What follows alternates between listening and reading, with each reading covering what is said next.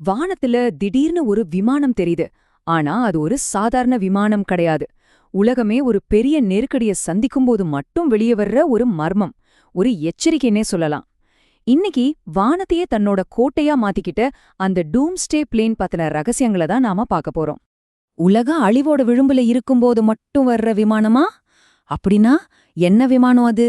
அதோட நோக்கம் என்னவா இருக்கும்? இந்த கேள்விக்கான பதில தான் இப்ப இருக்கிற உலக சூழலோட தீவிரம் அடங்கியிருக்கு. வாங்க இந்த மர்மத்தை ஒன்னா சேர்ந்து அவிழ்க்கலாம். இப்ப கொஞ்ச காலமாவே உலக அரசியல் சூழல் ரொம்ப டென்ஷனா இருக்கு இல்லையா? இந்த மாதிரி ஒரு நிலைமையில பல வருஷமா ரொம்ப ரகசியமா வைக்கப்பட்டிருந்த ஒரு விமானம் திடீர்னு பொது வெளியில காணப்பட்டிருக்கு. இது யதார்த்தமா நடந்த ஒரு விஷயம் கிடையாது. இது ஒரு திட்டமிட்ட சிக்னல், ஒரு மறைமுகமான எச்சரிக்கை. ராணுவ எக்ஸ்பர்ட்ஸ் என்ன சொல்றாங்கன்னா, இந்த விமானம் இப்படி பொது வெளியில தென்பட்டுச்சுன்னா பின்னணியில ஒரு பெரிய நெருக்கடிக்கான ரொம்ப தீவிரமான ஏற்பாடுகள் நடந்துகிட்டு இருக்குன்னு அர்த்தமா. அதனாலதான் இந்த ஒரு நிகழ்வு உலக நாடுகளோட கவனத்தை இவ்வளவு ஈர்த்திருக்கு. சரி, இவ்ளோ சொல்றோமே, அந்த மர்ம விமானத்தோட பேர் என்ன? அதுக்கு அதிகாரப்பூர்வமா அமெரிக்காவோட போயிங் E-4B நைட் வாட்ச்னு பேரு.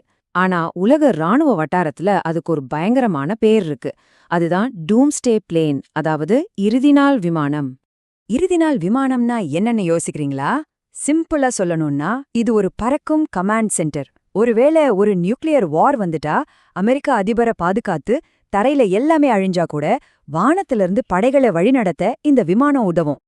இதுக்கு பறக்கும் பென்டகான் அப்படின்னு இன்னொரு பட்ட பேரும் இருக்கு. ராணுவ தலைமையகமான பென்டகானோட அத்தனை அதிகாரங்களையும் இது தன்னோட சுமந்துக்கிட்டு வானத்துல பறக்கறதால இந்த பேர் இதுக்கு ரொம்பவே பொருத்தம்தான். இப்போ உங்களுக்கு ஒரு கேள்வி வரலாம், அதிபருக்காகத்தானே ஏர்ஃபோர்ஸ் 1 விமானம் இருக்கே, அப்புறம் எதுக்கு இது? ரெண்டுக்கும் பெரிய வித்தியாசம் இருக்குங்க. ஏர்ஃபோர்ஸ் 1ங்கிறது அதிபரோட பயணத்துக்கான ஒரு பறக்கும் வெள்ளை மாளிகை. ஆனா இந்த E-4B நைட் வாட்ச் அப்படி இல்ல.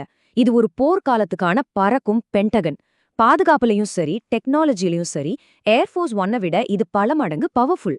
வானத்தில் ஒரு கோட்டைன்னு சொன்னா மிகையாகாது. ஆனா அது எப்படி சாத்தியம்? ஒரு விமானத்தை எப்படிங்க அழிக்கவே முடியாத ஒன்னா மாத்த முடியும்? வாங்க அதோட நம்ப முடியாத பாதுகாப்பு அம்சங்களை பத்தி இப்ப பார்க்கலாம். இந்த விமானத்தோட ஸ்பெஷாலிட்டியே அதோட பாதுகாப்பு அம்சங்கள் தான்.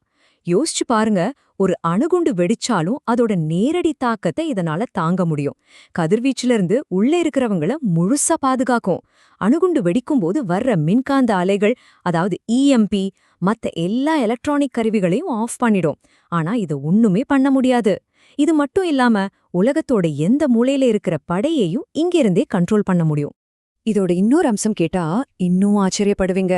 நடுவானத்திலேயே எரிபொருள் நிரப்பிக்கிட்டு இந்த விமானத்தால தரை இறங்காம தொடர்ச்சியா 72 மணி நேரம், ஆமாங்க, முழுசா 3 நாள் வானத்திலே இருக்க முடியும்.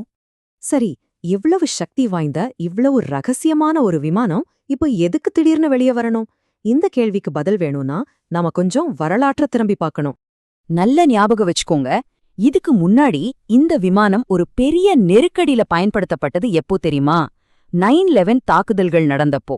அன்னிக்கு அதிபர் ஜார்ஜ் புஷ்ஷ பாதுகாப்ப கூட்டிட்டு போனதே இந்த விமானம்தான். இத்தனை வருஷம் கழிச்சு இப்போ மறுபடியும் இது தென்படுறது நாம இருக்கிற சூழல் எவ்வளவு தீவிரமானதுன்னு நமக்கு உணர்த்துது. செய்திகள்ல இதோட 51 வருஷ வரலாற பத்தி பேசுறாங்க. ஒரு நிமிஷம், இதோட அர்த்தம் இது 51 வருஷமா யாரு கண்ணுலுமே படலன்னு இல்ல. இந்த திட்டம் 1975ல சேவைக்கு வந்தது. ஆனா அப்போ இருந்து இப்போ வரைக்கும் இது பொதுவெளியில தென்படுறது ரொம்ப ரொம்ப அபூர்வம். அதனாலதான் இப்போ நடந்த இந்த நிகழ்வு இத்தனை கேள்விகளை எழுப்பியிருக்கு. ஓகே, அமெரிக்கா கிட்ட இந்த டூம்ஸ்டே பிளேன் இருக்கு. அப்போ மத்த உலக வல்லரசுகள்லாம், ரஷ்யா, சீனா மாதிரி நாடுகள்லாம் இந்த மாதிரி ஒரு பேரழிவுக்கு எப்படி தயாராகிறாங்க? ஒவ்வொரு நாட்டுக்கும் ஒவ்வொரு விதமான திட்டம் இருக்கு. அமெரிக்காவை போலவே ரஷ்யாவும் இல்யூஷன் I-80ன்னு ஒரு பறக்கும் கமாண்ட் சென்டர் வச்சிருக்காங்க. ஆனா சீனா கொஞ்சம் வித்தியாசமா யோசிக்கிறாங்க. விமானங்கள்லாம் செயற்கைக்கோள் மூலமா ஈஸியா கண்டுபிடிச்சிடலான்னு நம்புறதால அவங்க வானத்தை விட பூமிக்கடியில பிரம்மாண்டமான பதுங்கு குழிகளை நம்பியிருக்காங்க. இந்தியா, ஐரோப்பிய நாடுகள் உட்பட இன்னும் பல நாடுகளும் இந்த மாதிரி நெருக்கடிகளை சமாளிக்க பாதுகாப்பான நிலத்தடி கட்டளை மையங்களை வச்சிருக்காங்க. சோ இது ஒரு உலகளாவிய பாதுகாப்பு ஏற்பாடுதான். இது எல்லாத்தையும் வச்சு பார்க்கும்போது நம்ம மறுபடியும் முதல் கேள்விக்கே வரும். இந்த இறுதி நாள் விமானம் திடீர்னு வந்தது உண்மையிலே எதை குறிக்குது? இது வெறும் ஒரு பயிற்சி தானா, இல்ல ஒரு நிஜமான எச்சரிக்கையா? ஒண்ணு மட்டும் நிச்சயம், இந்த விமானம் வெளியே தெரியுதுன்னா பின்னாடில ஏதோ தீவிரமான தயாரிப்புகள் நடந்துகிட்டு இருக்கு. இது நம்ம எல்லாருடைய மனசுலயும் ஒரு ஆழமான கேள்வியை எழுப்புது. நமக்கே தெரியாம நாம ஒரு புதிய உலகப்போரோட விளிம்புல நின்னுகிட்டு இருக்கோமா? இத பத்தி நீங்க என்ன நினைக்கிறீங்கன்னு சொல்லுங்க.